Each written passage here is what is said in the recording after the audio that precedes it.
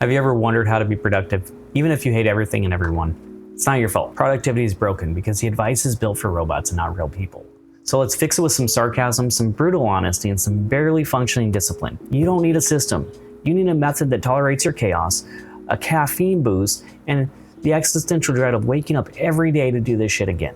I don't know about you, but I've looked at my to-do list and thought, wow, this is just a graveyard of good intentions and broken promises. Half the time, it looks like the inside of a therapist's trash can with scribbled guilt, zero progress, and just enough delusion for me to keep going. So I want to welcome you to productivity advice from someone who actually works, doesn't journal at sunrise, and once stepped over a passed out employee without blinking. By the end of this video, you'll have the productivity system that actually works, even if you don't. Most productivity advice is written by part-time YouTubers who live off their parents' money and call it entrepreneurship. They wake up at 5 a.m., light a $40 candle, and pretend their avocado toast cured depression.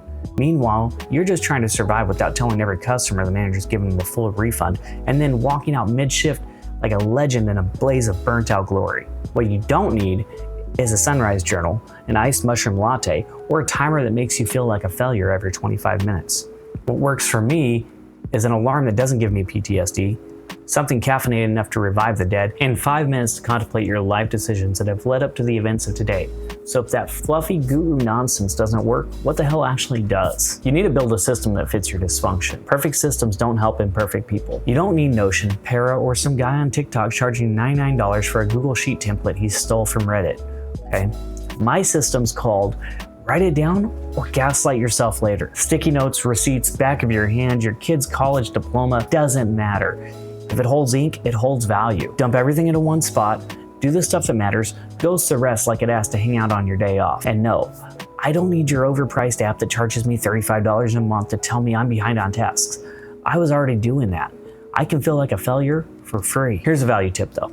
Batch your work by energy, not time. Got morning rage? Use it to knock out tasks that require confrontation. If you're feeling numb, that's admin hour, baby. Discipline is greater than motivation. Let me paint you a picture. I had this trainee, new kid, kind of eager, soft-spoken, middle of his shift. He comes up to me and says he locked his keys in his car.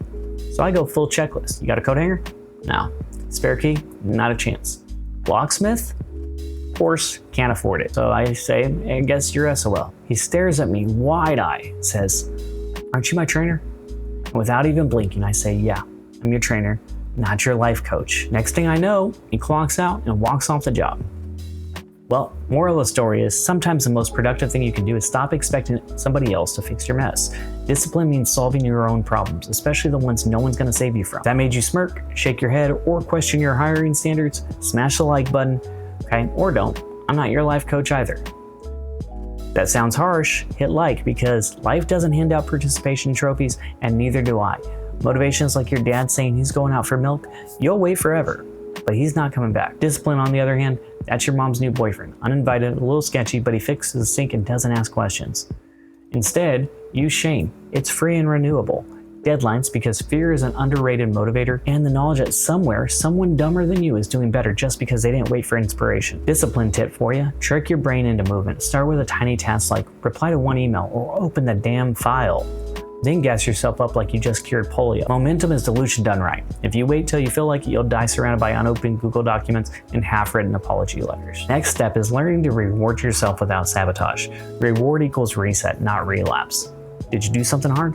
Great, reward yourself, but don't undo 3 hours of progress by mainlining TikToks of cats with trust issues. Instead, walk into a mattress store and ask which one pairs best with crying. Bring a clipboard to the grocery store and take field notes like you're studying suburban wildlife, or you can follow a mall security guard around until they get suspicious. Bonus points if you're holding a walkie-talkie. Or my personal favorites, judge a friend who just discovered journaling from the doorway like you're about to drop a Shakespearean roast nobody asked for. So what's the worst productivity hack you've fallen for? Mine was trying to become a morning person.